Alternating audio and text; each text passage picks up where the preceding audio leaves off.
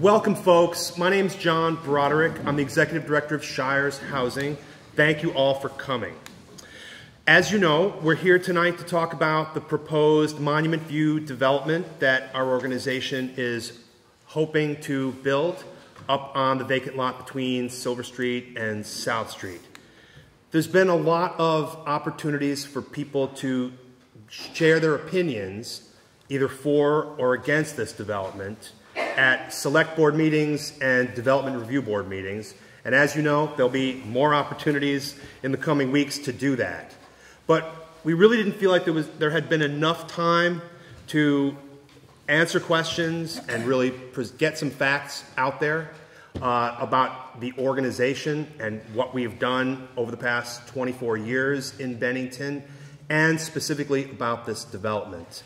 So we put this together tonight on pretty short notice, so I'm glad a few people were able to come. But most importantly, I'm really glad that Cat TV was able to cover this for us so that a lot more people can watch and hear some of the information that we hope to share tonight. So for the supporters, thank you for your support of this really important development. And for the people who are objecting, thank you for your activism and your activity to make a stronger community. But tonight is really about people who are either undecided or in the middle or not really sure and want to hear more information. A lot of people have said to me, you know, I just haven't really gotten enough facts to draw a conclusion. So I'm going to start by introducing the staff members of Shires Housing. I've spent a lot of time in front of the cameras and in front of the crowds, but you haven't gotten to see who really our team is that makes things work. So I'm just going to roll right through. Bernie McDonald, who's our Director of Maintenance, who has lived in Bennington his whole life, who makes sure that the 40 or so buildings that we have out there are maintained well and in good shape. I might call on Bernie here tonight because he is one of the primary contact people that end up talking to the residents that we serve out there, and he knows them as well as anyone. Amy Wilson, who lives in Manchester, is our financial manager, and she helps to maintain our very complicated set of books and does a really great job at that. Pat Warner, who's also spent her whole life in Bennington, is our property manager, our senior property manager, who's been with the organization for over 10 years. And her job is to make sure that we carefully manage who is able to rent from us. She vets every application very carefully. Priscilla Maxon is a property manager as well, and does a lot of the work related to making sure that the people who rent from us remain in compliance. We'll talk a little bit more about compliance and how that works for us. Diane Nomowitz, who does a lot of different things for us, but manages the front desk and keeps the whole office working. Sean Thibodeau, who just joined us as a maintenance person. So once again, thank you all for coming. Some people have said to me that this is the worst debate in 40 years. This is the most contentious thing that's happened in Bennington in decades. And it's just torn apart the fabric of our community. And it's been so vicious and terrible that it must be worse here than any other place. Folks, not true, okay? I wasn't here for the debate about the bypass. I wasn't here for the debate about the middle school, but I know they were bad. And I was here for the debate about the panhandling, and I know that was bad too. But, you know, every community goes through this. Affordable housing has been built and developed in hundreds, really thousands of places across this country. And it really inspires a great degree of passion. When something's being built close to where you live, and you see... John Hale, welcome. Thank you.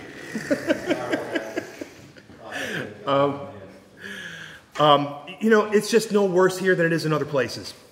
When this debate starts, when it happens and people start launching in, a lot of things are said in the heat of that moment that are really don't make everyone proud. And that happens on both sides. That's very, very normal. But you know, in this country, we have contested elections and we have debates over issues, and then the next day we get back on the same page and we work together. And I hope, whatever the outcome here, that people can see that Shires Housing has done a lot of good work in this town over the past 24 years, and we plan on doing a lot more good work in the future. And whether or not you agree or disagree with this development, you know, we're working to make this a stronger place and a better place for everyone. And I hope that we can put aside our differences in the next few months after we're either in construction or this project is dead, which hopefully it won't be. But we need to come back together and build a strong economy here, stabilize our real estate prices, and move on and build a strong and healthy community. So the debate and tone has been no worse here than it's been in other places. A lot of bad things have happened in Bennington recently, as you know. We've had factories that have closed and jobs that have left town. We've had stores that have closed, long time, beloved stores that people here grew up with, like Greenberg's and Knapp's Pet Store. We had a terrible, terrible front page cover story in the New York Times about heroin addiction in Bennington, which could have been any town in New England, but it happened to be Bennington. And it was a terrible thing. And our addiction problem out there is something that's very real. We have a lot of vacant storefronts in our downtown district. And we have a lot of, you know, look, it's been said out there, a lot of young women who have children too young. And it's terrible to see. And it's terrible that people, you know, get themselves into a life of poverty like that. But for all of those things, there's not really, you can't really come out to a meeting and express your feelings about those things. There's no meeting that's called to say, let's prevent Greenberg's from closing, or let's prevent Plaisant from moving to another location. But about a housing development, yes, you can come to meetings, and we can come out there and argue against it. So I think that this development, which is positive in many, many ways, has been characterized as more of the same, more of the negative trend. And hopefully we're able to dispel some of those myths, because it's not more of the same and it's not more of the trend. It's a positive step. Is this a magic bullet that's going to fix all of our problems? Absolutely not. And we haven't represented that. But what it is a step in the right direction. It's creating affordable housing opportunities for people who earn between $25,000 and $36,000 a year.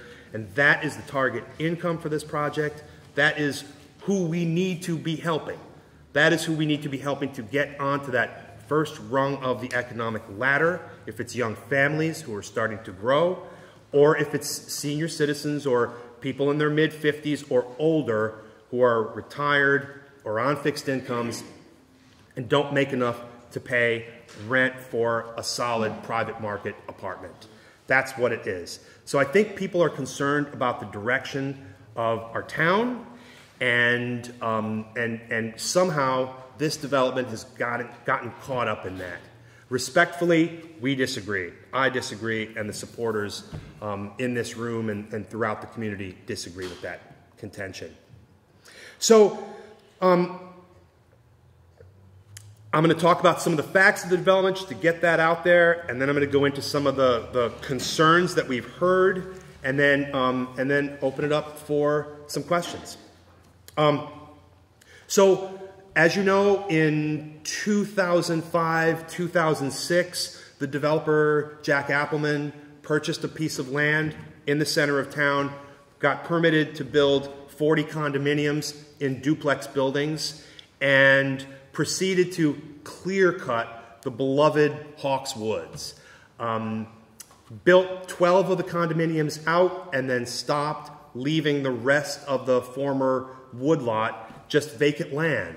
But it's not just vacant land where you can replant the trees. It's got infrastructure in the ground, it's got a road roughed in, it's got water lines, sewer lines, electrical lines that are established for housing. So at some point along the way, it will be housing again. We think we're the best ones to do that. We think that Shires Housing can build there and can follow through on the promise to build quality buildings, and a quality neighborhood, a quality community. What we're proposing, or what's currently permitted, is 28 additional units in duplexes, mostly 2 bedrooms, some 3 bedrooms, and that take up most of the space. When we started looking at the piece of property, which had been on the market for a number of years before we even expressed interest, we decided that it covered too much of the land and that duplexes were not the most efficient way to build new housing these days. So we proposed, and what we have pending right now, is a development that is a mix of duplex buildings and 2 small multifamily buildings, one with 8 units, one with 6 units. We're decreasing the number of buildings, we're decreasing the amount of concrete, the footprint of the buildings, we're decreasing the number of units, we're decreasing the number of bedrooms, we're decreasing the number of parking spaces, and we are increasing the amount of green space. Is it huge swaths of green space? No, but it's more green space than if this was built out as 28 duplexes. So the development is already permitted. If a private developer were to come in and acquire the land, they could build the 28 duplexes without going to the select board and without even going to the development review board, because no permit amendment is required for someone to build out the 28 duplexes. So if a private developer were to come in and do that, there's a good chance that they could build half of them and stop, that they could build them as condos and they wouldn't sell and they would turn into rentals. And there's a good chance that that management company might come from out of state and have no real connection to this community and not do serious screening and rent out to whoever walked in the door. We won't do that. We are from here. This is a 24-year-old organization that's here and that will be here for a very, very long time in the future. And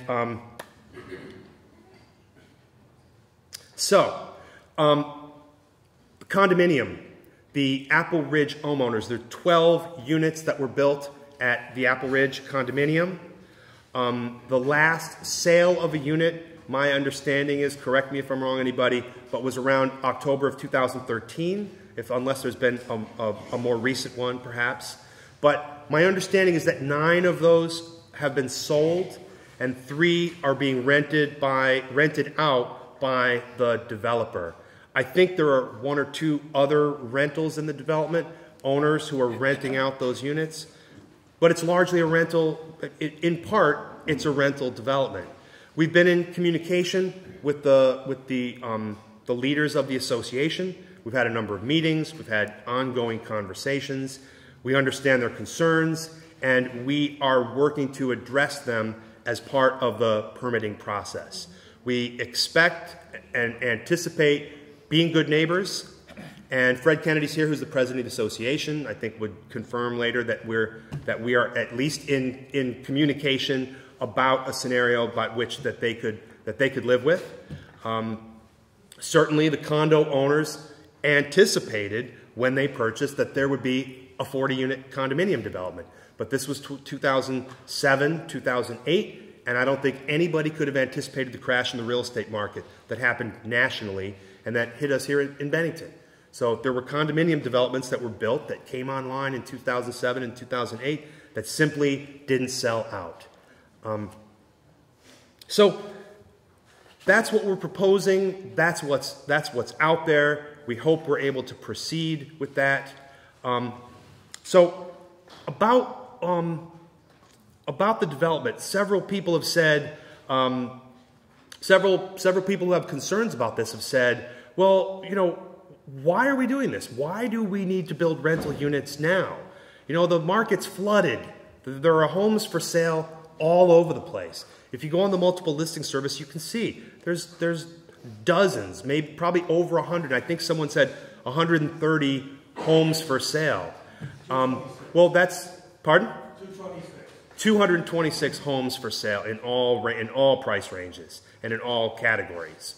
So with that with that many homes for sale, why build more rental units? Well, there's a few different reasons for that. The fact that homes are for sale means people aren't buying homes, which means people aren't getting into the home ownership opportunities. And I think since 2008, the number of people who each year would buy a home, become a first-time home buyer, has decreased. Credit markets have tightened up, real estate markets have been really tough, and fewer people have been buying that first home at that time that they normally would in their mid to late 20s. So that's keeping people in the rental market.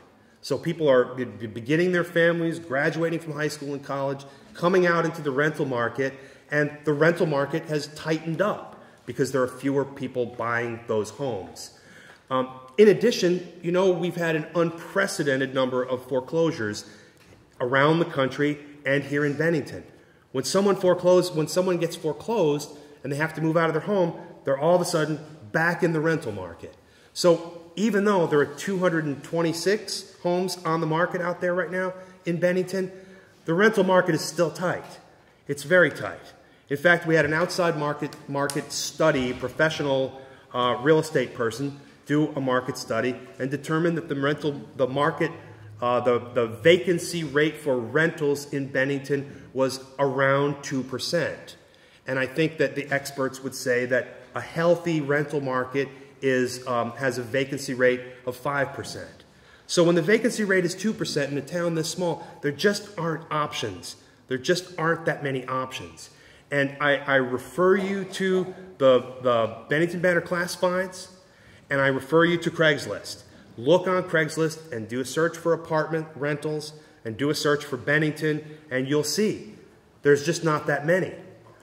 There are 6,700 housing units, 6,600 housing units in Bennington, about 37% of which are rental units, and that puts us well over 2,400, I think, rental units approximately. Look on Craigslist. There are Petersburg, Stephentown, Manchester, Hoosick Falls, and a few in Bennington, several of which are our listings. There's just not enough out there. And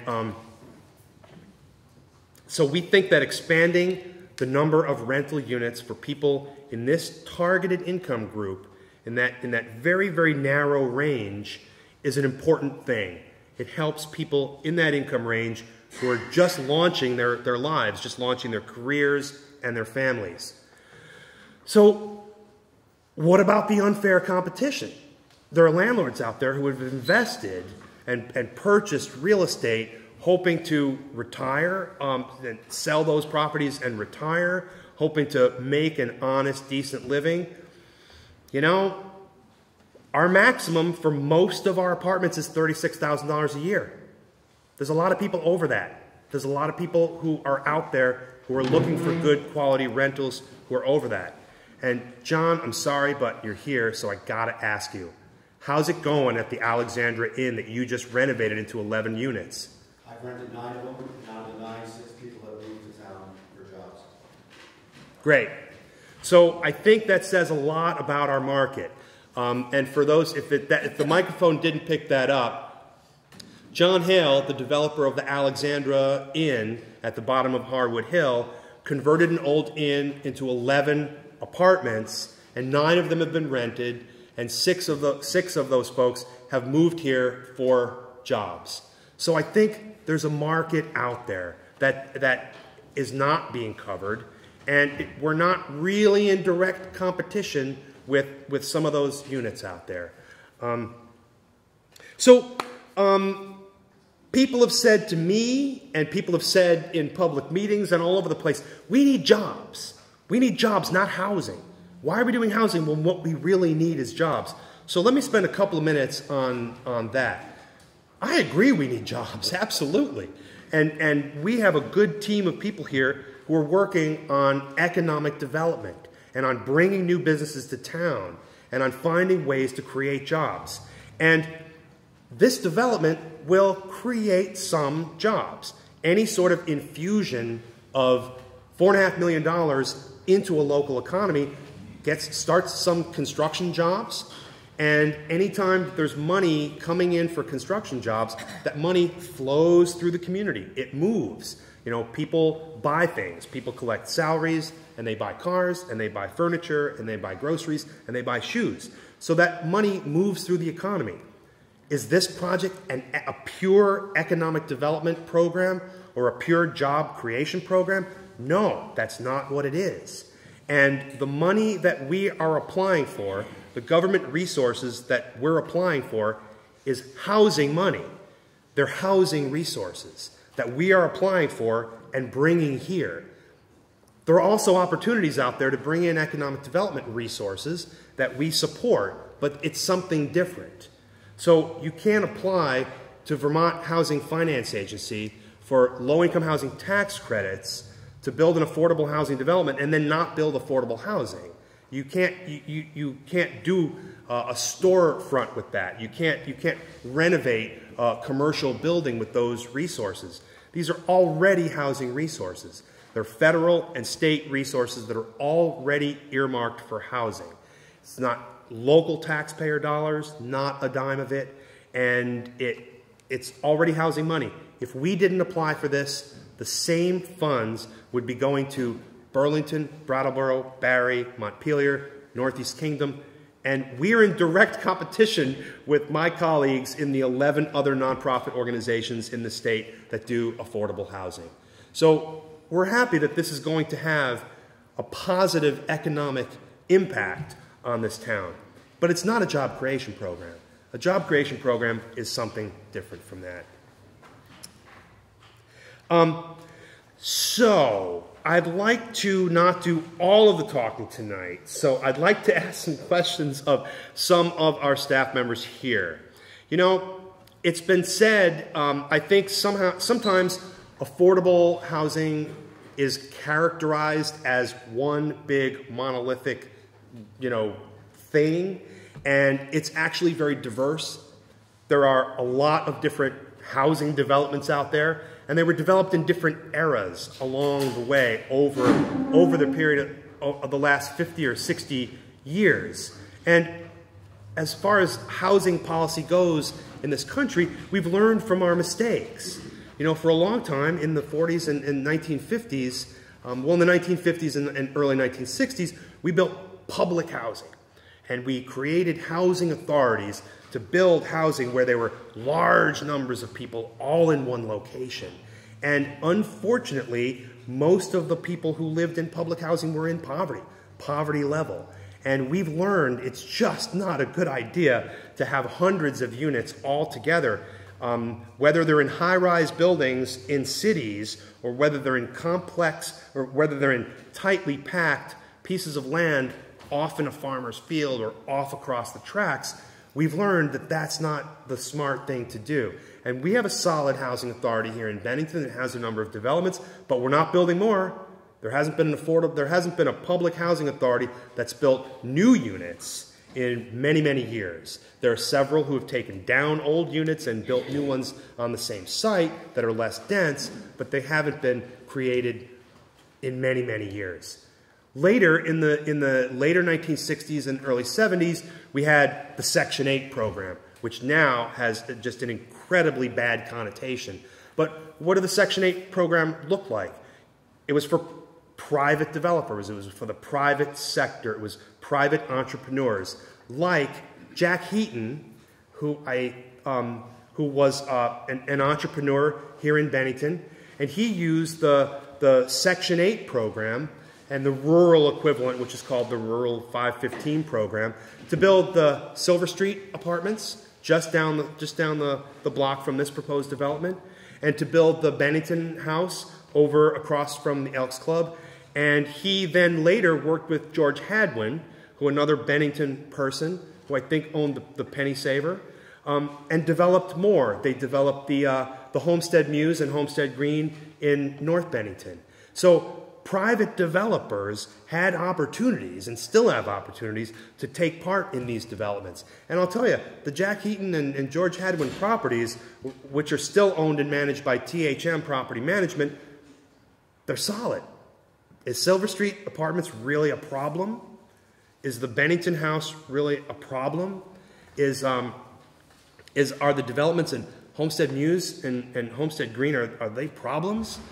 They're not. I don't think they're problems, and I don't hear a lot of negative feedback about those developments. So one of the questions out there is, well, who lives in those apartments?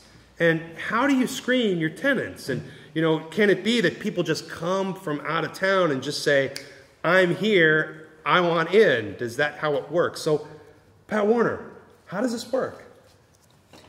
Well, I don't think you need that. Can you hear me? Yeah. Yeah? Okay. Try without it. Okay. When an application comes in, it's scanned first to see how many people are in the household, because that will indicate how many bedrooms the household probably needs. Then we look at the income to see if it looks like it would be sufficient, that 35% of it, or no more than 35%, is sufficient for their rent. If that's a yes, we then do a credit and criminal background check. If that turns out okay, the household is sent a letter putting them on the wait list. If their income is not sufficient or they have a poor credit and criminal background letter, they're sent a letter declining their application. So what if someone comes in and you determine that they don't have enough income to afford this apartment right now? What do you tell them? Well, they can be, if they really don't want to go to another landlord, they can be put on the wait list and advised to increase hours, find another job, find some way to increase their income. Right. So we don't say, you know, farewell, we don't ever want to hear from you again. Keep us updated and let us know if something happens.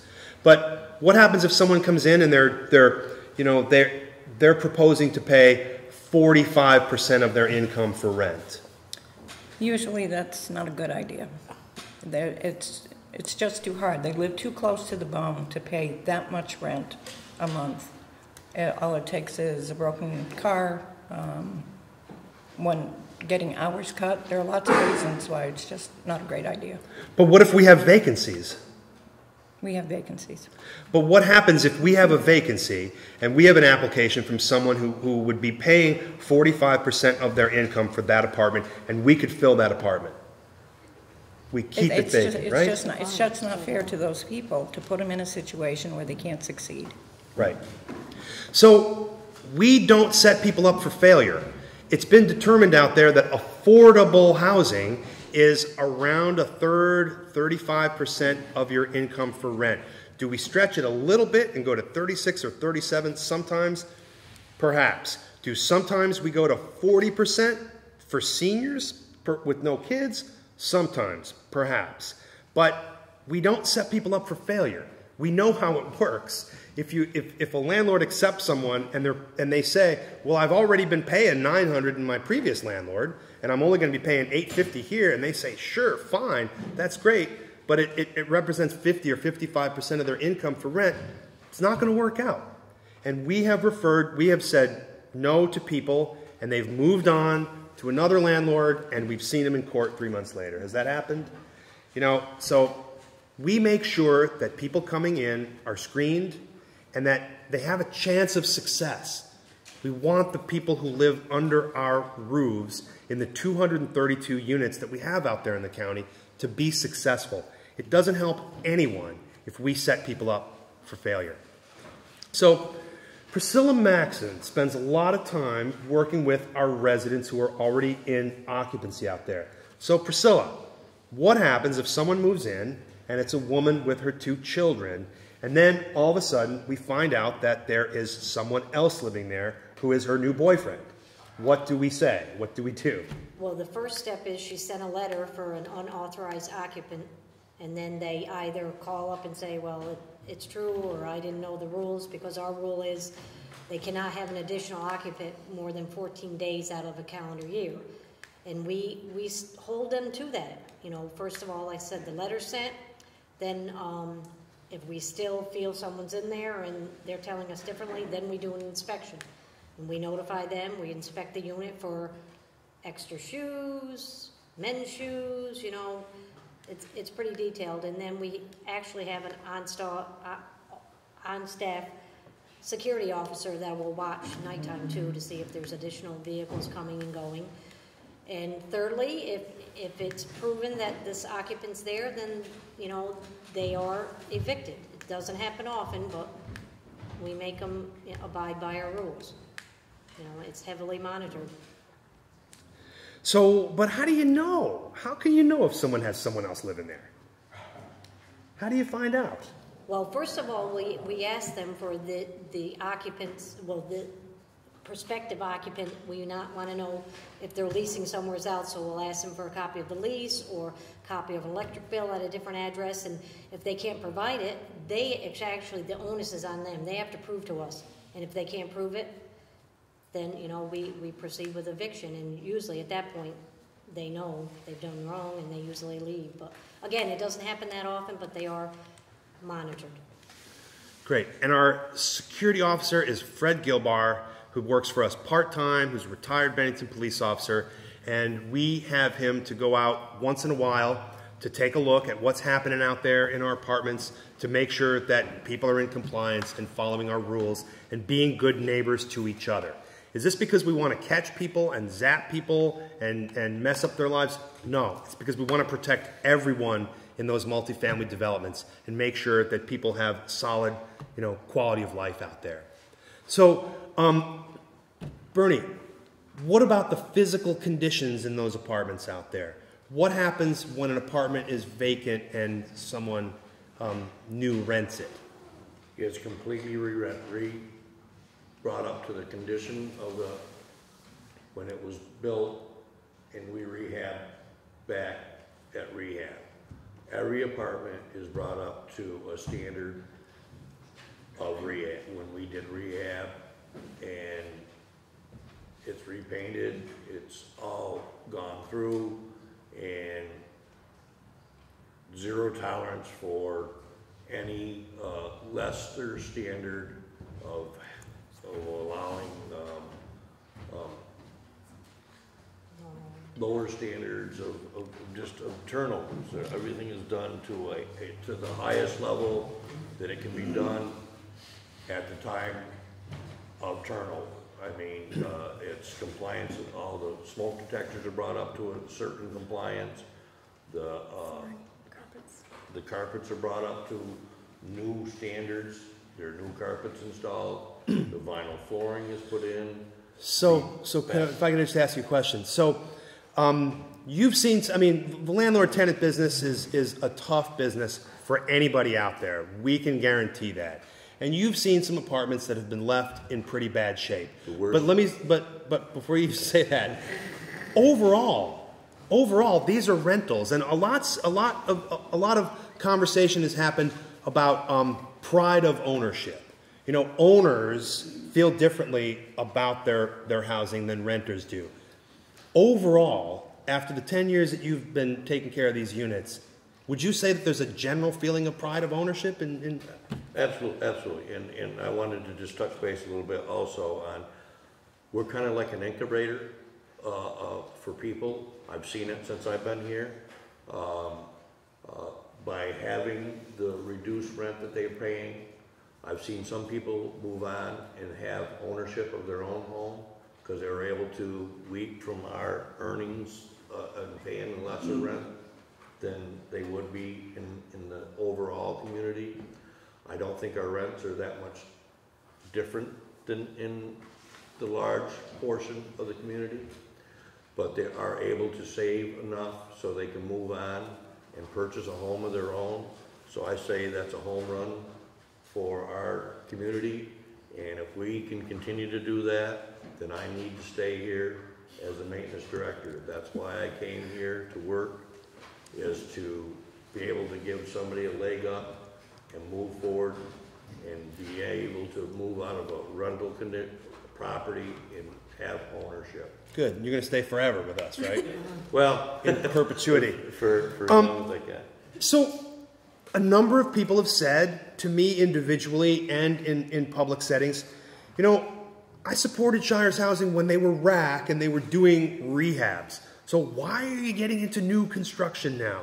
Why new construction? You know, we have so many rundown buildings out there that you should be buying and rehabbing, and that was the primary mission. That's what you did from the start. Well, let's talk about that for a minute. That's true. We've done mostly renovations of very, very rundown and in some cases abandoned buildings out there. Bless you. And so we have done new construction twice in the past. Once on South Street, right by our office, next to Friendly's, 4-unit building that's very energy efficient and high quality. And then the 14 units that we did on the vacant lot at North Branch Street, which was part of a joint project called Roaring Branch, which was 14 units of new construction and 12 units of rehabilitation of the 3 buildings on Benmont Avenue that you might have noticed were redone in 2012.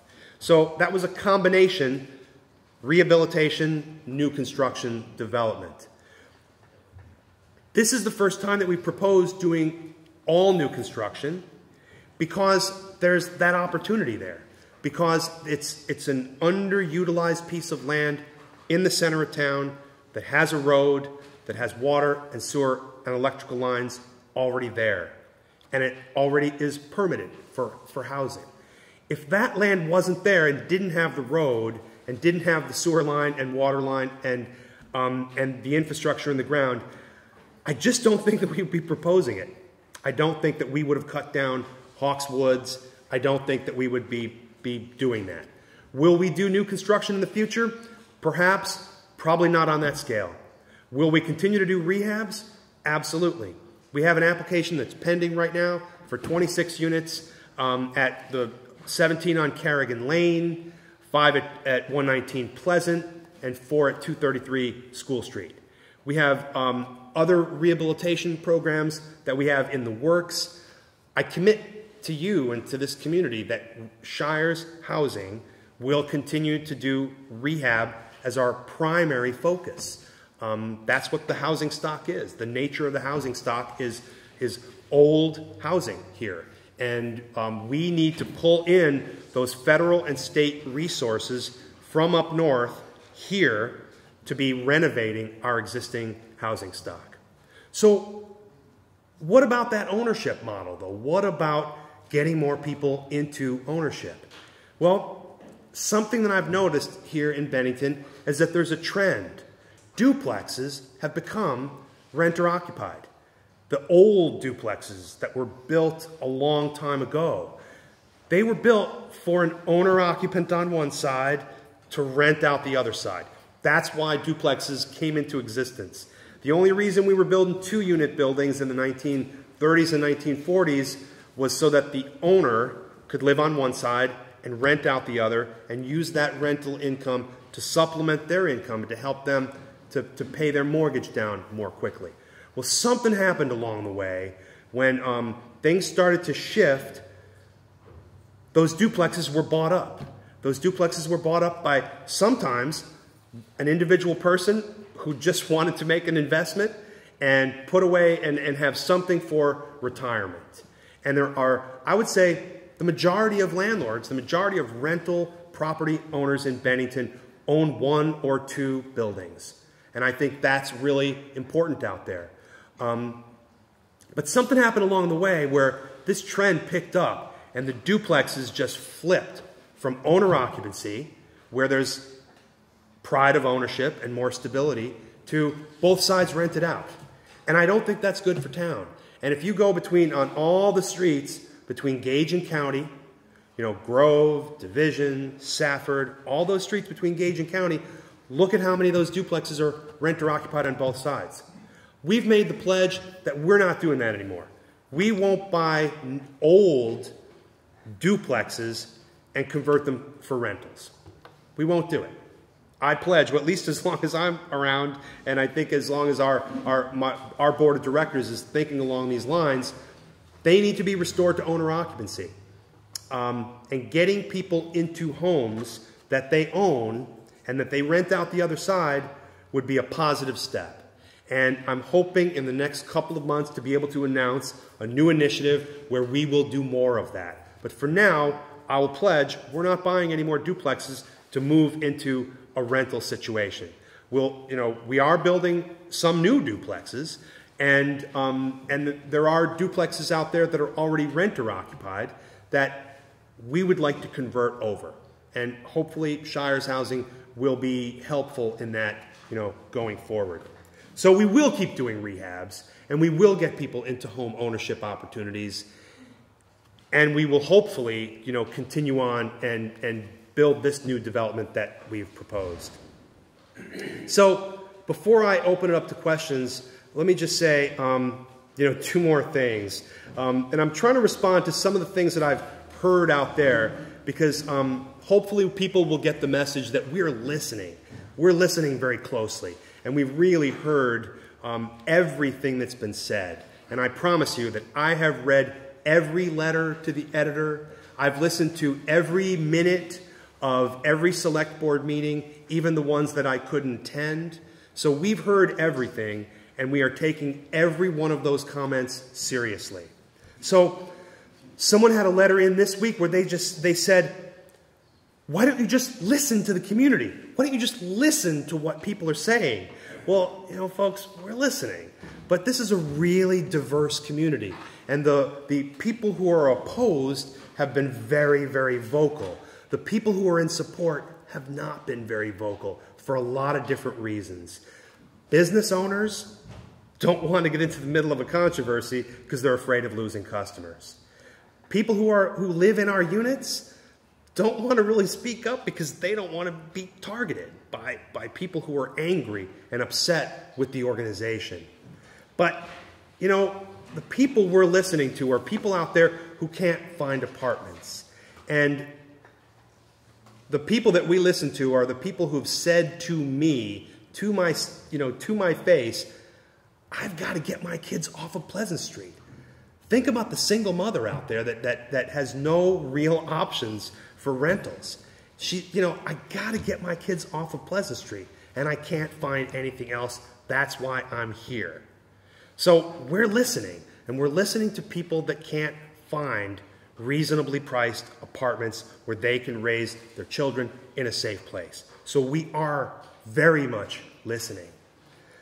So there was something else that was said. I think one of the most impassioned speeches that was given at any one of these select board or development review board meetings was given by someone who is in the room tonight, Dan Amadon, who lives across the street from the proposed development, who spoke very articulately and very passionately about community, about the community, about the neighborhood on Silver Street, about how people look out for each other, and about how people always have each other's back, and what that neighborhood was like some years ago.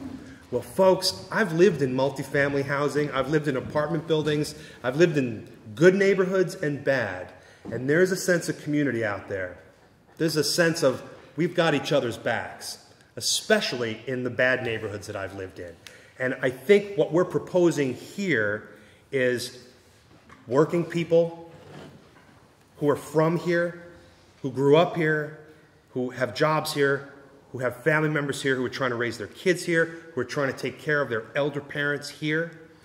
And why shouldn't they be able to take advantage of that feeling of community that Dan Amadon described? I think we should extend that and open our arms to people who just want to experience that same thing, that same feeling of growing up in a neighborhood where people have each other's backs and watch out for each other.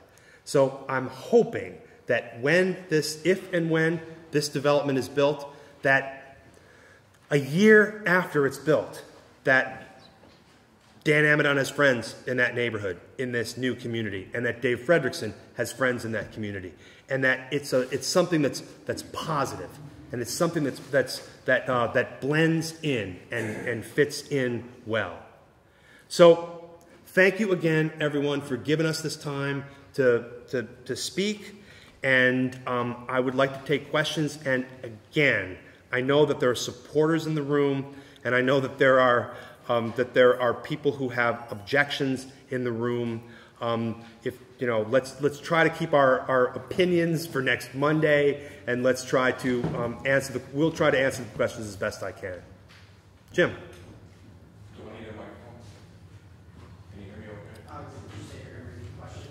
I'll paraphrase your question for you. Okay.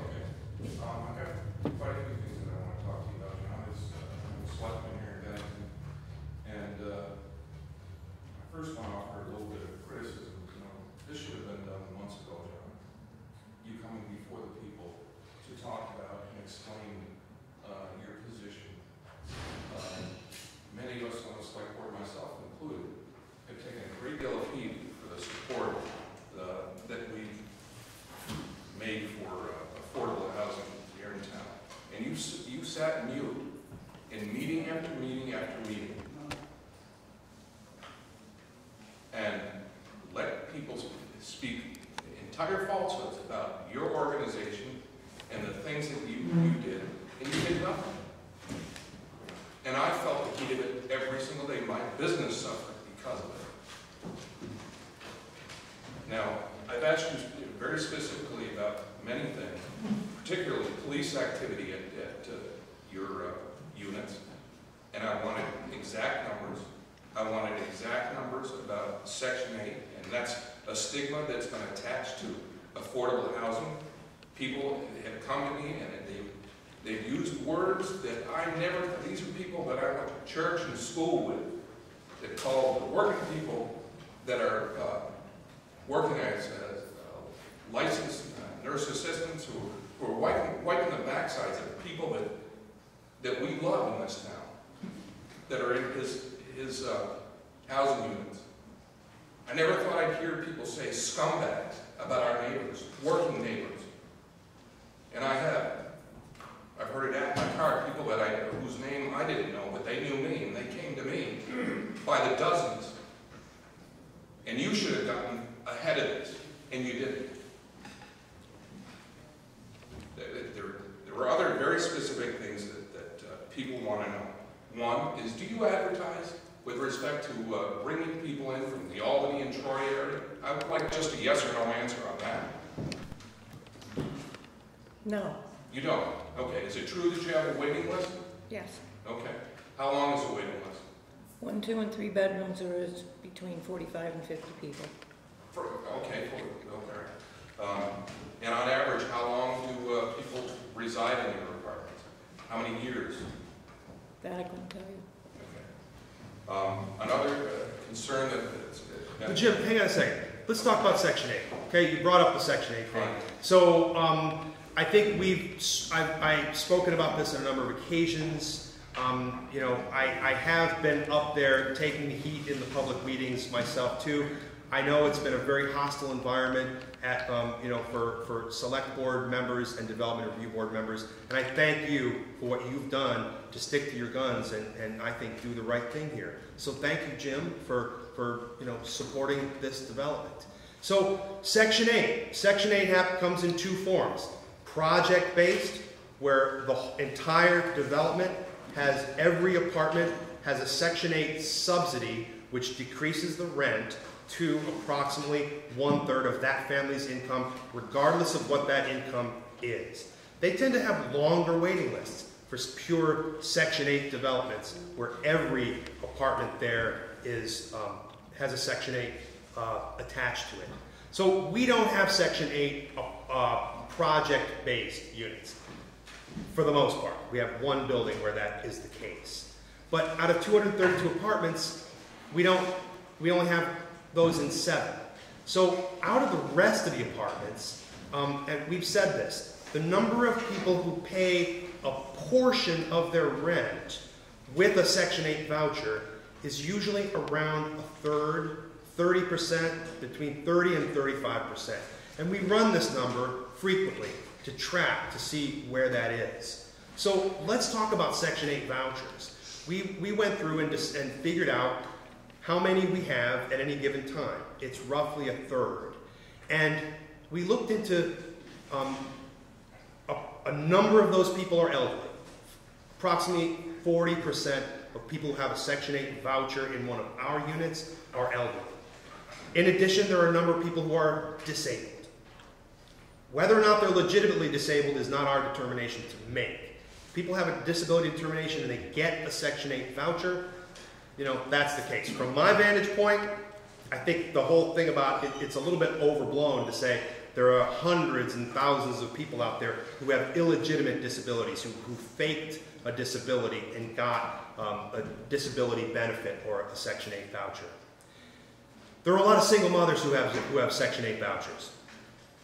That's how it goes. A lot of people, a lot of women end up getting divorced, end up with the kids. It's tough to survive, and they qualify for Section 8.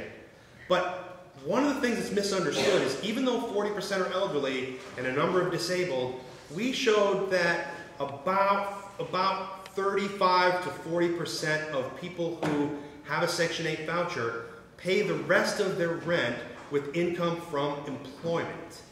So when we say Section 8, it's like, oh, it's the hordes of the poorest people who don't work and have nothing and have no money at all, and that's who's coming into this town to live in these units.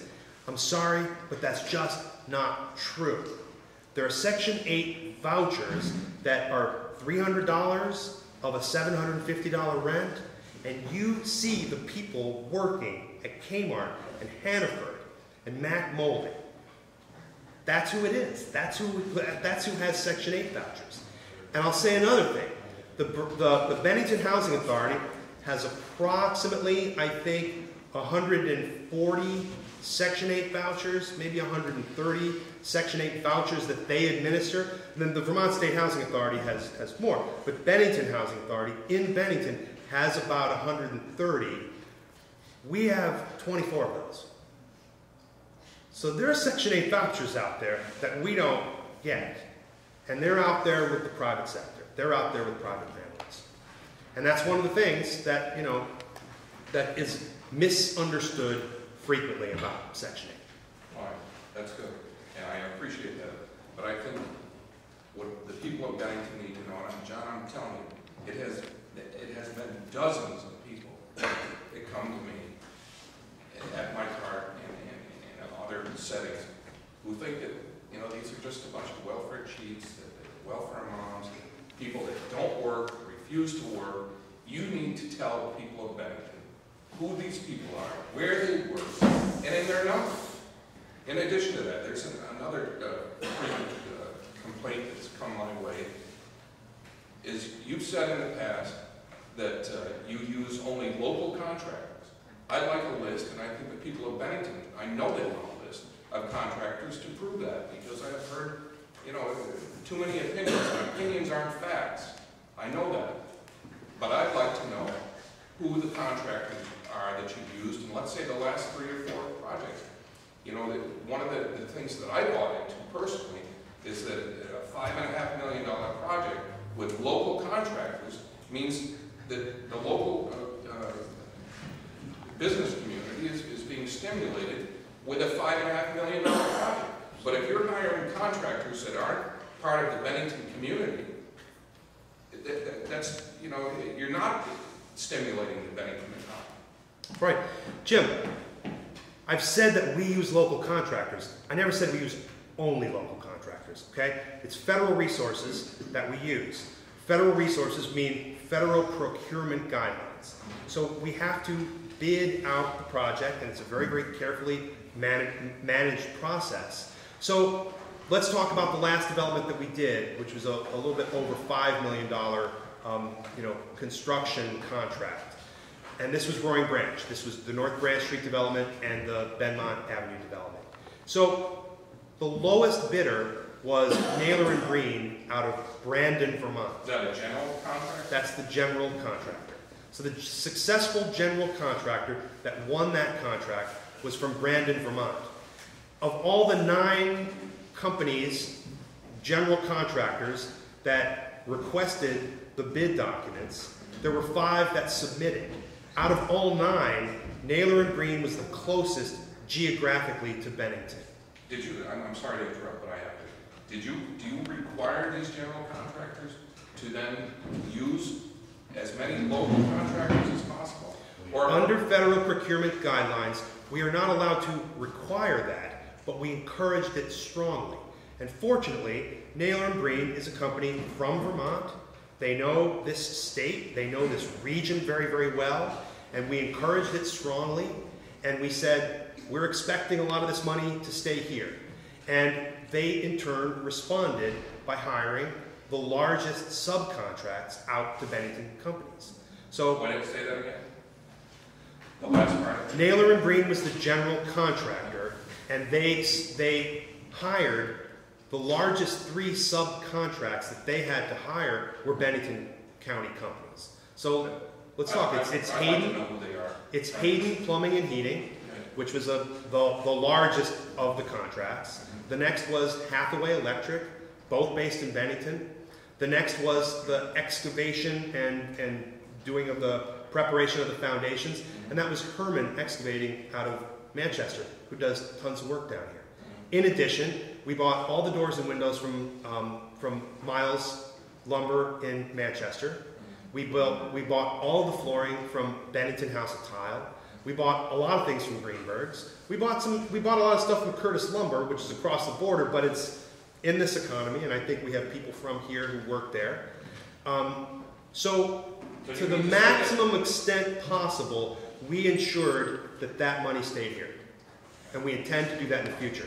Now, in addition to the developments that we do, we also move $1.7 million through the economy on a regular basis. And I think it's safe to say that with a possible exception, every one of those is local contractors. Bernie, is that? Everyone. So, $1.7 million annually that we use for boiler work, for painting work, for repair work, for, our vendor work, for all the materials that we buy. Sherwin-Williams, which is a big company, but we use the one that's right here. Right here. Now, here's another thing that I've heard. I've done the math, and I was never very good at math. Out of a $5.5 million project and 24 units, is that right? That works out to almost $230,000 per unit. Right. So, wait, just $230,000 house, and we're not talking about a house. We're talking about an apartment. How do you get there? I don't think John Hill can spend that kind of money, or Milt Surden, huh? 50 grand is what we just spent. right. So how do you get there with $230,000 a unit? We build affordable housing, we don't build cheap housing. We build it right, and we follow guidelines. First of all, it's federal money, you have to pay prevailing wage. So we pay the workers who work on the developments higher than they normally make because we have to do that. So I just want to say, 50,000 did not build cheap housing. So I paid 50,000 a unit, and they're very high-end apartments. So that's not fair to say that. John, I apologize. I'm not up here to disparage any landlord or anybody out there in the private sector who is doing anything. But we have different guidelines. I mean, it's kind of a different ballgame. There's a lot of things that you can do there that we can't do. There are a lot of things that you can do there. John, what are the differences? That when he can build a beautiful place for $50,000 and it costs you almost 5 times more than that. How is that? Well, I'll be happy to break it down with a piece of paper and go through things with you. And in fact, I'll prepare some of this for Monday night's select board meeting. But Jim, we have to follow the labor cost more, because when you take federal money, you have to meet standards that are very, very high. And in addition, the biggest thing here is that what we commit to when you take federal resources to build affordable housing, we commit to permanent affordability, long-term affordability. And that means that the housing that we create is going to be affordable to people at 60% of median in perpetuity over the long haul. In addition, the biggest one here is that John Hale does not have to restrict the rents. He can charge whatever he can get. The rent can get, right? For that complex, my rent is much higher than yours, yes. So, but you don't have a government agency that is telling you that you've got to do this, you've got to do this, you've got to do this, you've got to do this, and even after doing all that, you can't charge more than this amount for rent. Is that true? You sold your soul to do this kind of affordable housing because you're That's the buying problem when you take federal money. That's the problem. I have 45 years of experience in nonprofit housing in Schenectady, New York, Eastern Pennsylvania. The numbers I see here are ludicrous. $230,000. I just sold my 36-unit apartments, 4 buildings in Middlebury, Vermont, very upscale community. $2.3 million for 36 units. Okay? And you're talking about spending more than twice that amount for 24 units. Let me give you a few quotation numbers. Hold on. Huh? Hold on a second. What's your name, sir? Bruce Lomeister. Okay, nice to meet you. And I built the Bennington Center for the Arts on my own money Right. with 100% local contractors. Right. $7 million worth. All right, let's talk about numbers. When I founded and ran Better Neighborhoods Incorporated, founded in 1968, we rebuilt 110 two-family houses without taking 1 cent of federal money. I gave 34 Sunday sermons to raise bonds to finance the thing, and every one was paid back. And 25 years later, the federal government awarded us the top nonprofit housing corporation award in the country, because it's still running without taking federal money. Because when you take federal money, they tell you what to do. And their costs are absolutely stupid. I'm sorry, but they are. So that's confirmation that, you know, when we take federal money, we need to build to certain standards. And as you know, from being involved in nonprofit housing development, that there are a lot of rules out there, a lot of rules that have to be followed. But the rehab, I supported your organization for years with the rehab thing. Right. When you started this new construction thing and I saw the numbers, I didn't give you any more money. Well, thank you for your contributions in the past. We appreciate that. Thank you for what you've done in the community. And I would say that if our numbers were not in line with current pricing, and you know, Jim, you should ask Dave Hayden, you should ask Nick Hathaway, you should ask Greg Herman, because we are, you know, we would like to be able to do this for less, but we have a professional cost estimator who goes out in the market and says, how much is it going to cost for this kind of electrical system, and this kind of heating system, and this kind of flooring? And we can show you that exactly how much they are charging us is exactly how much we're paying them. Good. And it seems like a lot. I know this is one of those sticking points, but I'll also say that our numbers are right in line with what is being done in Burlington, in Brattleboro, in Barry, in Montpelier, and across in New York State, where some of the unit numbers are up in the 280s now. So we're doing this right. If you use federal money, if you go there, get the federal money, that's the problem. That's what I'm So, trying to Mr. Lomeister, I'd love to talk to you offline about how we can do this without other I want to money. give you some alternatives, okay? But hold on a second. Jim, did you have You've another been question? talking for 45 minutes. I like to be talking for 10 or 15, okay? Let me just finish with Jim, okay? So, Jim?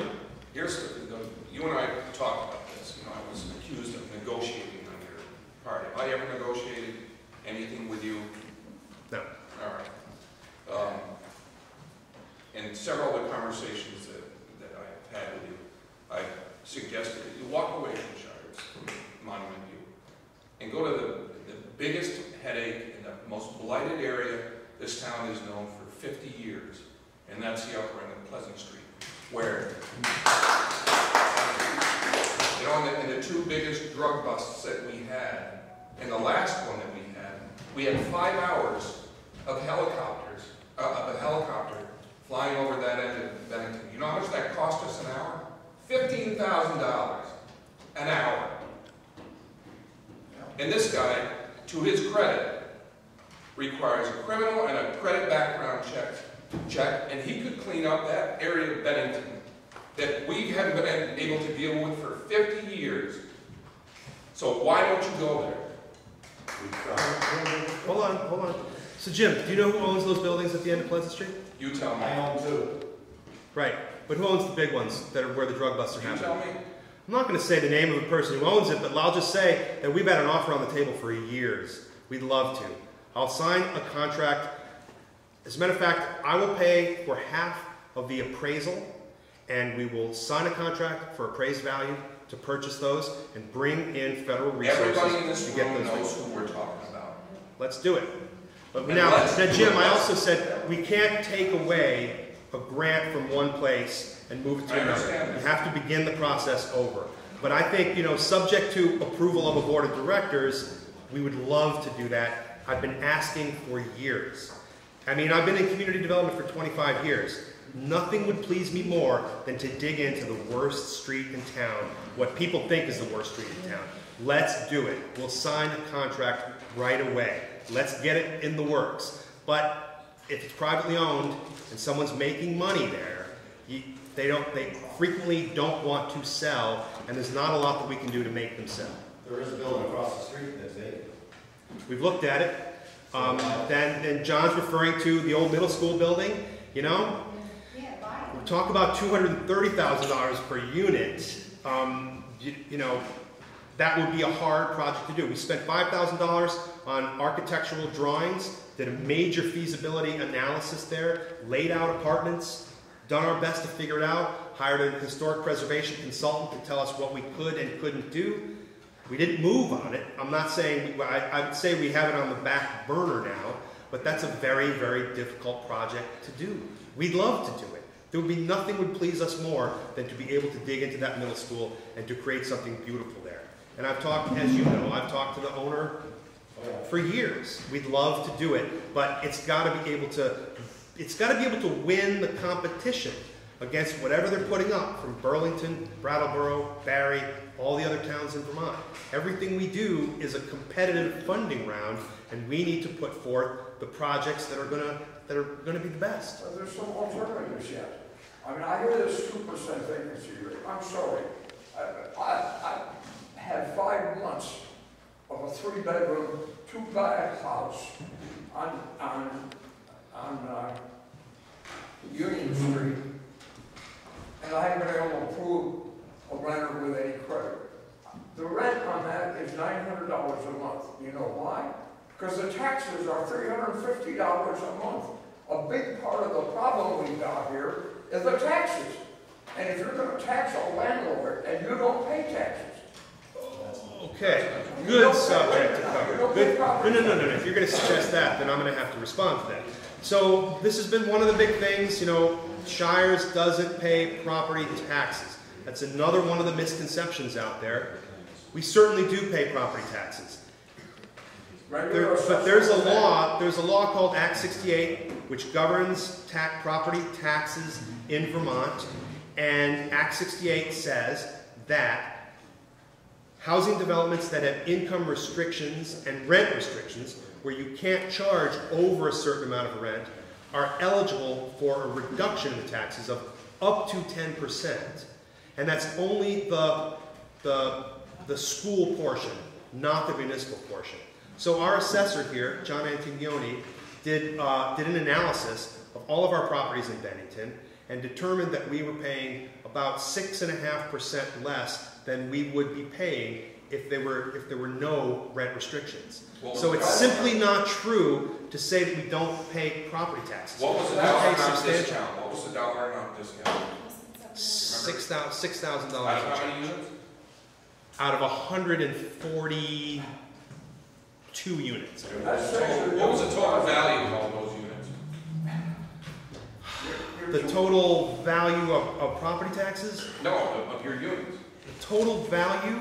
I'm sorry, Jim, I can't rattle that off with any certainty. Sorry. What's the taxes going to be on a $230,000 unit you're going to build? It's going to be at least $5,000 or $5,500 a year. Per unit? Yeah. We won't be paying that much. We'll be paying on the full development, and the estimate of property taxes we'll be paying is over $150,000. It should be on for $5.5 million, right?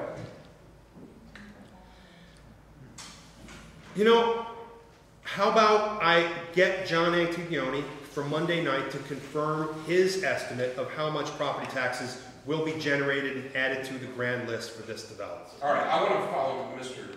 Baumeister's reasoning here. right, what he's saying is that it's a $5.5 million project. At the end of it, what is the value of that property going to be? Is it going to be $5.5 million, and are you going to pay $5.5 million of property taxes on it? Or is it going to be some discounted or lower rate because of what? I'm not going to get into the weeds on that. I'm going to let John speak to that, and I'll give an estimate of how much property taxes will be added to the grand list for that development, which has been paying very, very little property taxes currently. So I'll give you a few more numbers because I'm an experienced landlord, okay, including nonprofit. Right now, if you bought the house I have on Union Street, totally up to standards, been inspected within the last year, I could do everything's fine. Cost me more money to put in 25 square inch bigger windows for $2,000, so any great huge 400-pound person could get out of the window, I guess. But anyway, I cannot get $150,000 to sell that house. If you bought it for $150,000, and even if you spent $50,000 to make it even better, though I put our 38 insulation in, the heating system, everything. If you spend that, your total would be $200,000. But that unit has 2 units, has a 1-bedroom unit upstairs, 1-bedroom, 1-bath unit. So then your cost per unit would be $100,000, not $230,000. And what I'm trying to get at is, taking this federal money is like going on cocaine. You can't get off it. And it tells you what you're going to do and how you're going to do it and who you're going to hire and everything else. The art center I built, I general contracted. My oldest son designed it. He's the architect. I used all local contractors and people, okay? And I built it for half of what it would have cost. The estimates are it would have cost me $300 a square foot. I built it for $125, 35,000 square feet. That's what you can do when you don't take federal money. Mr. Laumeister, thank you for your input on this, and I hope that we can have an offline conversation, because obviously I have a lot to learn from people who have done this kind of work before. And I hope that we can sit down together sometime in the near future to talk about opportunities that we can work on together to take care of that very kind of house that you're talking about that won't sell. That's a duplex that's either renter occupied or vacant completely. Because I think we need to continue to do that work as well. In addition, I think we need to continue to do the kind of development that we have proposed here, in addition to finding other ways. So thank you for that. And are you willing to get together with me to talk about that? I'd be glad to. Give me a call. But I just can't live with $230,000 a year. I understand, and I'm saying that that is in line with what these developments are costing right now. I understand. So, okay. It's even the $700,000 you're applying for. If you apply that to taxes on existing housing, you could have 175 units. You're going to reduce the rent by $350 a month. Great, thank you. Folks, any other questions? I'm sorry, in front of John.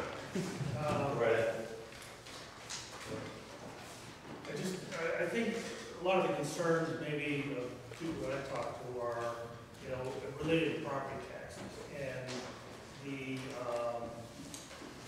what's going to happen with the number of children that will occupy the units that you're proposed to build.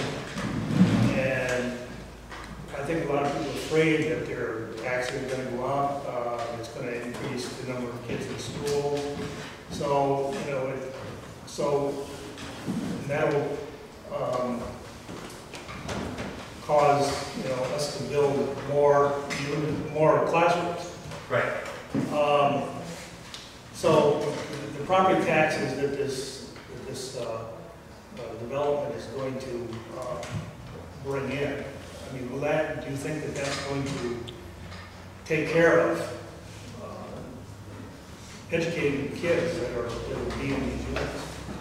Well, the superintendent of the school district has confirmed that the estimated number of children that will be living in this development in the elementary school level would be 10 to 12.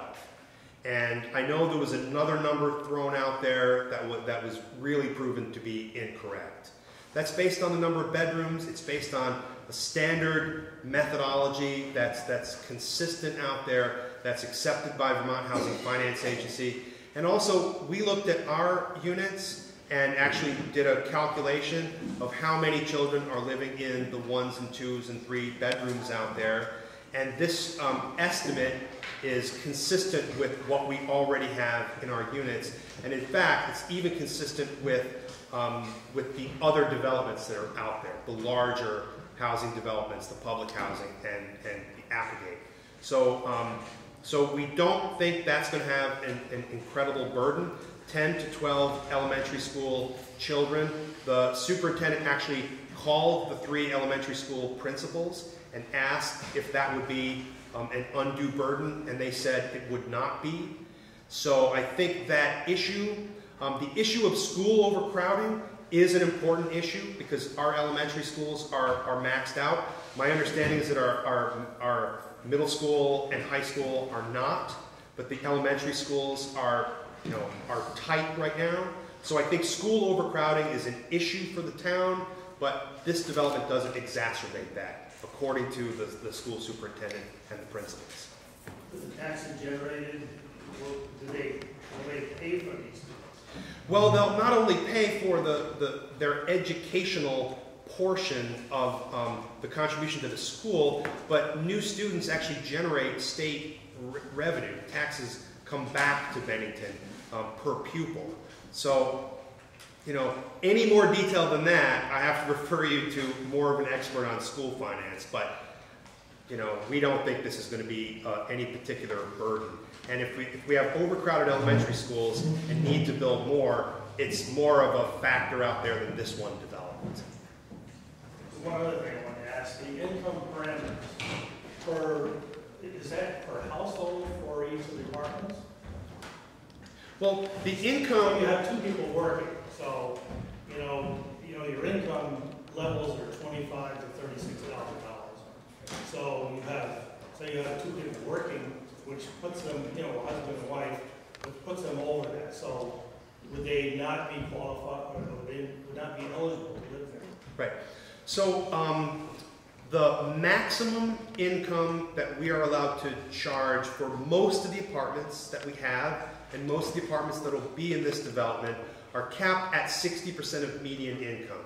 The median income for the county is $61,200, but the actual amount of the maximum per apartment has to do with the family size. So it's adjusted whether it's a single person household or 2-person or 3-person or 4-person. So it's an estimate. It's a little bit, it goes up and down, but Pat has a chart on her wall. It's actually 2 different charts up on the wall where we map out and see who will qualify and who will not. We certainly get a lot of people we certainly get a number of people who will qualify, who are earn just a little bit too much for our apartments. And that's always an incredible disappointment for us, but we have to turn people away. So there was somebody a couple who earned $41,000 just last week that we had to turn away, and we steer them toward other landlords that we know.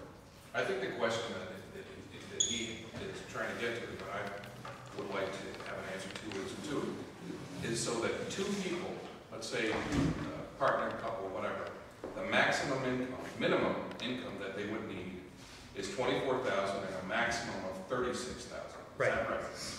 Okay, so that would be 2 people or 1 person. It wouldn't matter. Well, Jim, we have a chart. The total income coming in for that unit would have to range between $24,000 and $36,000. For a family of 2, it's different for a family of 3. And we have a chart that I can share that'll say the exact amount that so it wouldn't the maximum. be 2 people making $24,000 a piece that would be living in there. No. It would be household Okay. income. That would be the total household income would range anywhere from $24,000 to $36,000. Right. Total income. Right. That's what I get. Household income. Michael? Household Just one brief question. I just heard you talk about the median income, I guess, per household, county-wise, but the median income household for the town of Bennington is significantly lower than the figure that you just used. It's about 38 grand. That's right. So we Average go. income in this town is about 24.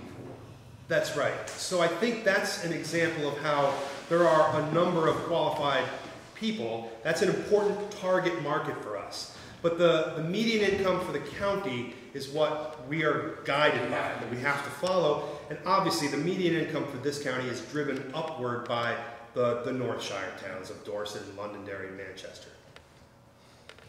Mill? John, I'm coming back to you. Mill? I just want to make a couple of points. It's been suggested overall we're going to abandon that up there and do strictly rehab buildings. Okay? My question is, who would be occupying those rehab buildings? Wouldn't it be the same people that would have been up there with the same amount of children? Nothing is mentioned about that. So the actual people wouldn't change, but they would just be in a different location. And that seems to be one of the issues that they don't want these people in that location. It's already somebody else, and no question about children in it. And the other second point is, the fact you spend $5 million or whatever on the housing doesn't necessarily mean that it's worth that. Yep. It costs a lot of materials. We know it's going up every single day. I had my building appraised by a professional commercial appraiser this early this summer, and appraised about half of what I spent building it. And what's your assessed value? Half of what I spent building it. Okay. And he came in at the same figure that the town, actually about what the town had as my assessed value on that building. And when we analyze all the buildings in Bennington, you're going to find out that John and his staff that appraise these buildings keep them below what we feel sometimes is fair market value, be it your home or a commercial property. Well, then I'm going to grieve my taxes next time, John.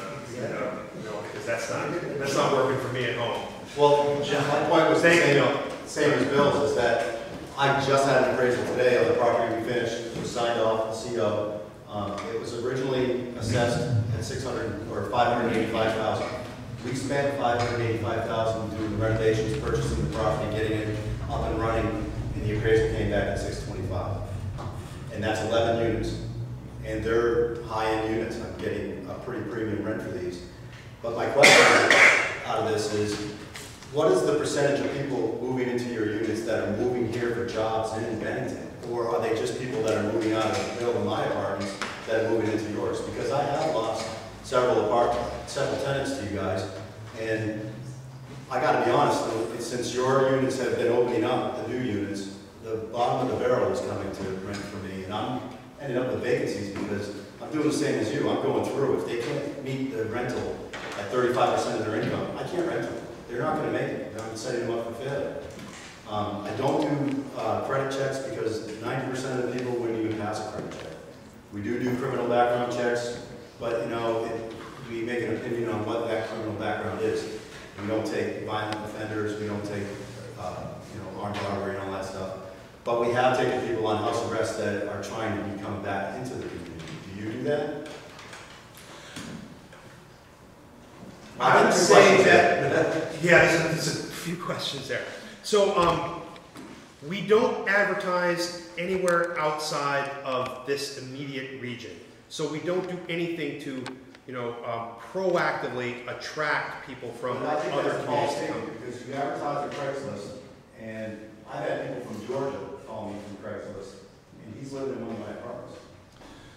So that's we do advertise on Craigslist, and I guess you're right. If it's internet, it's not exactly local. So I guess you're right. We do advertise on Craigslist because that's how most people are looking for rental units these days. So we do in fact do that. But John, you saw the analysis that I did about the people who lived in the Roaring Branch. The initial occupants of Roaring Branch was occupied in 2012. 14 units on North Branch Street, 12 on Benmont Avenue. We did an analysis of the initial 26 people who moved in and what was the address on their application and where they were from. So out of the 26 families, 17 of those families had at least one adult who was born in Bennington. 4 more, for a total of 21, had children who were born in Bennington. So 21 out of the 26 had at least one family member born here in Bennington. Okay. Of the additional 5, there were 4 more that had Bennington addresses and jobs in Bennington at the time they applied. So that leaves only 1 that applied from out of state. And that's a family who came here to live closer to their family that owns a business here, and both of the adults in that household are employed.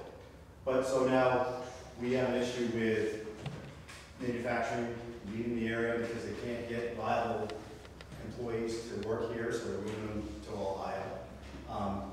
How are you contributing with your apartments that you're building to fuel the people that they're looking for and keep them here? Really, you're taking people that live here, are from here, put them in your apartments. We're ending up with vacancies, and the people that want to work, that are trying to come here to work, don't want to live in downtown Bennington. They want to live at Orchard Apartments, the ones that I just built. Right. So how is your complex going to promote those businesses to stay here? John, this is one of those issues that cuts both ways. There are certain opponents out there who are claiming that we should not do this development because it's just attracting all of these people who are going to come here and suck up our resources. And then there are our local landlords who are saying, well, if they're all coming from here, then they're coming from our existing units. The bottom line is we need to be available for people who are here working in the businesses that we have here. I would love it if we would have those apartments here, and that we need to be building a more desirable home for people that want to work here, move here from Georgia or Alabama or from Massachusetts, because those are the kind of people that I attracted to come here. They're absolutely brand new people. One of the girls is working at the middle school. So are any of the people in those 9 units in our income range? Under 36,000? No, but there's enough housing for those people in town. Right, so let's do that between Gage and County Street. Let's improve those neighborhoods and incentivize people who are coming here from out of town to buy a duplex right downtown and be the first ones there and make that neighborhood better. Because you know those neighborhoods have deteriorated. Yes, You've seen them. You own some buildings in there. I know you do. So between Gage and County Street, you know, let's target that neighborhood and work together. I mean, I drive up and down those streets like every evening, looking at what buildings are good, what buildings are bad, which ones are rent or occupied, which ones are, you know, we have to target those neighborhoods that are, you know, on the edge. We think we instill pride of ownership. We have people who keep their units nice, who plant little gardens outside, who take care of things, and we need to instill that in more people. Well, I don't disagree with that, John, but taking federal money, like Bruce was talking about, drives you that you have to have that income cap. Why can't you look for private sector money to do that, and we get some better homes built so people can actually move to this town that are going to work with these companies that are leaving? The answer to that, John, is we do that too. Let's do more of it together. Let's find more ways to do that. We do that. You know, we also do that. This is the one that's under the microscope. This is the one that's being looked at. And this is because it's out there. Town.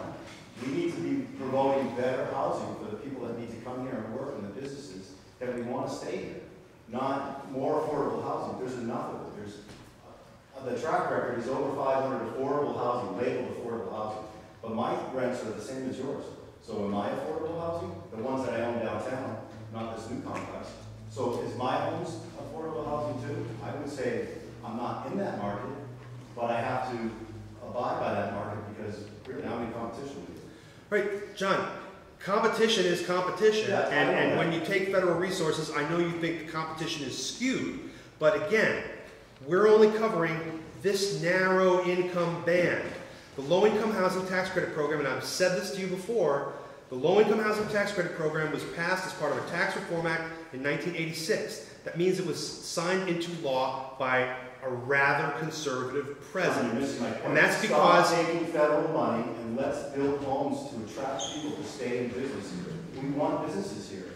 If we want to partner up, I don't want to be involved in federal money because selling your soul to the devil? I don't think they're mutually exclusive. I think we can do both, and that's our intention, to continue to do both. Well, you should put this project aside and start doing it now. That's how we all feel. Wendy? I've been sitting here quietly listening to those people. 14 years ago, I got divorced, and I was one of those people. I didn't say those people. I was a single mother with 2 kids who couldn't afford a place to live, a nice place that you're talking about building. I had to leave Vermont because we didn't have places like John is building right now. Well, I With understood. nice, decent places that I could live with my 2 young kids, that I thought were respectable and that I would feel comfortable and safe to live in as a single mother with a 3-year-old and a 6-year-old. So I moved to Virginia so that I could work and go to school full-time and then come back to Vermont and have a professional career and continue on with my life. So yeah, you can build all the glorious houses, which I live in now with my life. And yes, I did. Listen, you're But taking me wrong. those people are what I was 14 years ago with my 2 young kids. And we are respectable people, and we do care about the places that we live in. And we do fight to have a life of decent and care about what we live in and what we're giving our kids. And thank you, John, because you have given people that went through what I went through 14 years ago a place to be able to stay in Bennington and do what I did in Virginia. And I own 40 give those. units like that. And thank you, and I I thank did you the for same thing that. that John does. But this didn't exist 14 years ago, and we need more of it. We don't need to take it away and put those people down, because it's hard enough to go through what you're going through, and we need more of it, not less of it, and putting people down. Who's putting who down? There is so much of it going You're on the right one now. saying, Those people. It's all Hey, folks, He Wendy, said thank it. He said it. Folks, thanks. It's John, all around Wendy, town. folks, thank you. Hey, we're past 90 minutes. Any last questions before we wrap up? Fred. I guess I'm one of those people. Hold on, folks. Let the people. I guess I'm one of those people.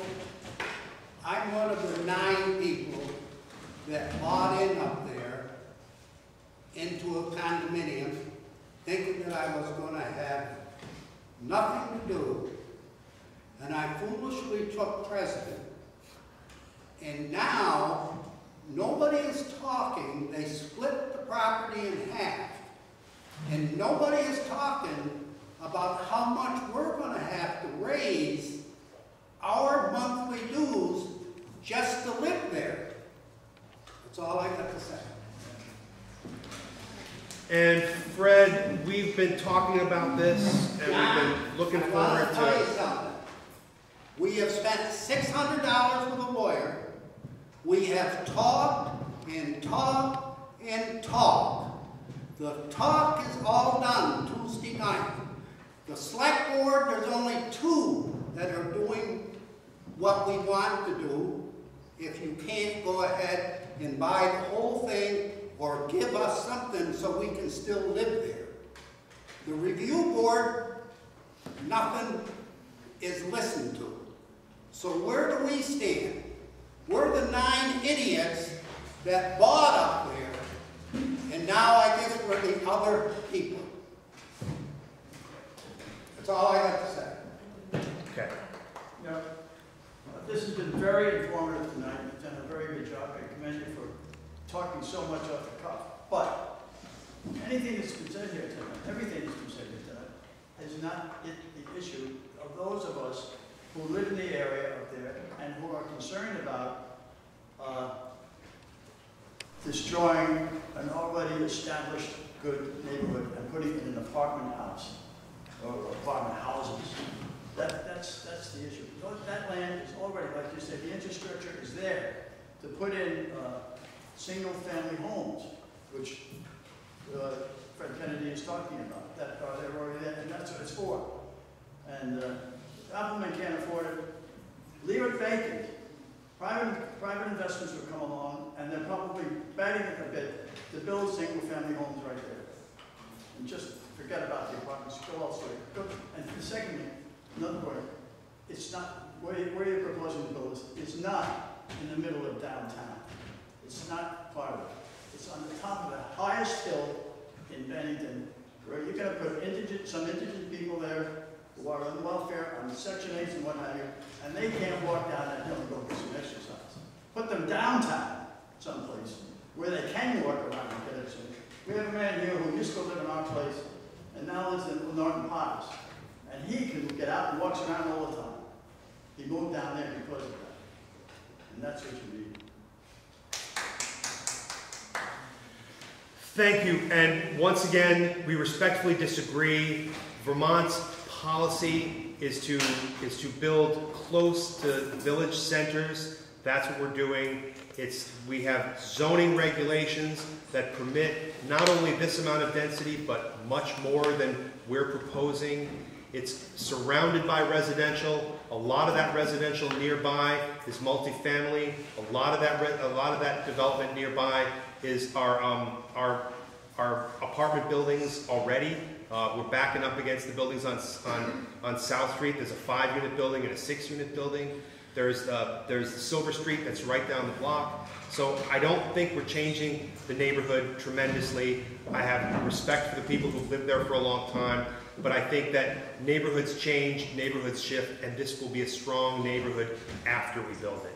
Yeah, well, you say you're listening, but you're not hearing. Okay. Final question. Final question.